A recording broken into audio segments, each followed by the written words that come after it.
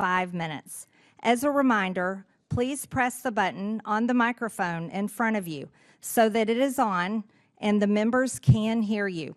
When you begin to speak, the light in front of you will turn green.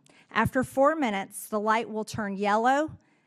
When the red light comes on, your 5 minutes have expired, and we would ask that you please wrap up. I now recognize Ms. Turner for her opening statements.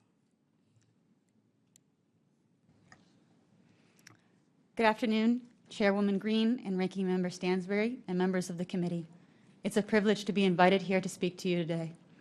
I started fencing at the University of Maryland College Club team 12 years ago and became competitive within the United States Fencing Association a year later. What started as a hobby quickly became a deep passion of mine.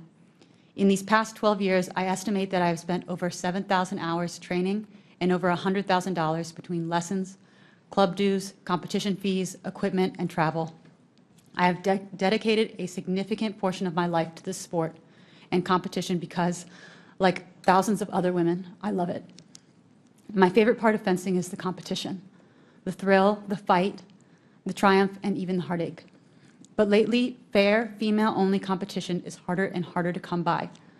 USA Fencing has over 200 self-declared members who identify as transgender. Each time a man competes in the women's category, with USA Fencing's support, it removes fair sport and takes opportunities from women. Fencing is a combat sport, a martial art of sorts. There are elements of speed, power, reaction time, distance control, footwork, and blade work, all attributes affected by sex development. It's not uncommon for a quicker, more athletic opponent to overcome the technique of another fencer. Athleticism is powerful in fencing and works in equal parts with strategy and technique.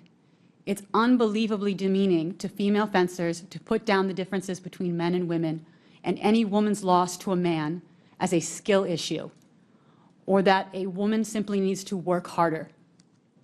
Within the USA Fencing authoritative body, there is a culture of intimidation towards women which demands that we be silent when men enter our tournaments. A culture that includes public humiliation, doxing, social ostracism, dismissal, and even threats. I went from avoiding tournaments with known male athletes to reaching out to news outlets to get this story known.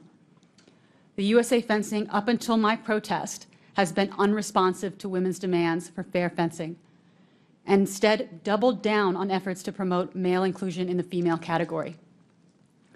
1 month ago, I took a knee in protest to a man competing in my category, Division 1A Women's Foil, ironically held at the University of Maryland, where my fencing career began. And the video of my protest went viral. The story of that knee began 3 years ago when I contacted Icons out of desperation for numerous men taking women's national and world titles.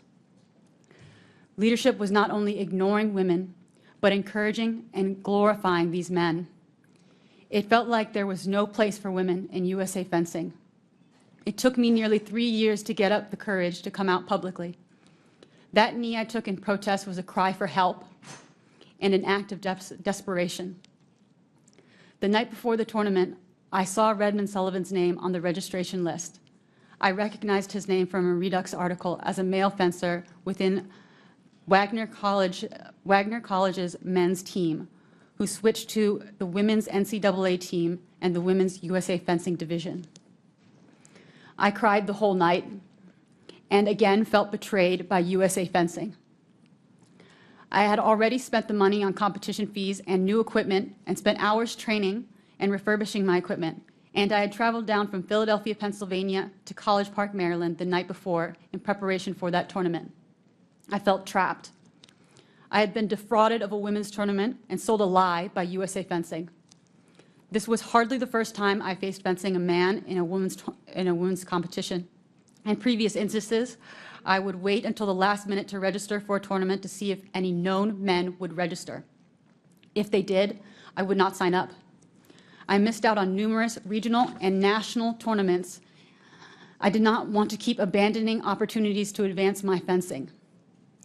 I had felt so isolated and strangled by USA Fencing for disagreeing with its transgender policy that I felt scared to speak openly, online, or with friends in the fencing community. I reached out to a church friend asking what I should do. We prayed together and asked God, if it is his will that I protest, that he pair me with Redmond in about that following day. The next morning, I found myself on the platform against him, and I stood down. Speaking out on this issue has made me a target for harassment and violence, as well as cost me friends. I have decided to step away from the sport I love, at least for now as well, because USA Fencing has fostered an environment where I am unwelcome in my own category. It is culturally acceptable to bully and shame women who speak up for other women. I should not have had to make this sacrifice. Women deserve to be treated fairly in sport. We deserve opportunities to train, compete, and win in women's category set aside for women. We deserve this at the lowest levels of sport, all the way through elite Olympic competition. I hope that by taking a stand and raising awareness of the misogyny in our sport, I can help ensure other women and girls do not have to take such risks to receive the most basic protections in sports. Thank you, Ms. Turner.